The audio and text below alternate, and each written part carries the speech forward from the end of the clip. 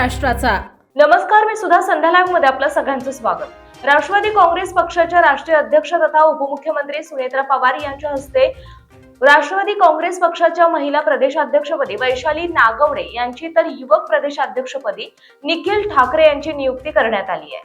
दोन्ही नवनिर्वाचित पदाधिकाऱ्यांना खासदार आणि पक्षाचे प्रदेशाध्यक्ष सुनील तटकरे यांनी नियुक्तीचे पत्र देऊन जबाबदारी सोपवली।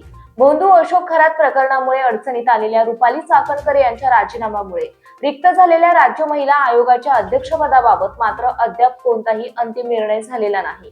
अशातच महिला प्रदेश अध्यक्षपदी वैशाली नागवडे यांची निवड अनेक अर्थाने महत्त्वाची ठरली असल्याचं बोललं जात आहे। दरम्यान गेल्या 26 वर्षांचा हा प्रवास आहे।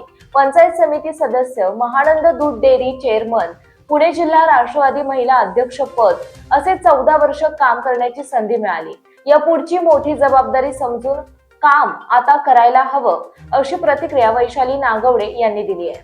ताज्या आणि महत्त्वपूर्ण बातम्या पाहण्यासाठी आजच आमच्या संध्या लाईव्ह न्यूज चॅनलला YouTube वर सबस्क्राईब करा आणि बेल आयकॉन प्रेस करा।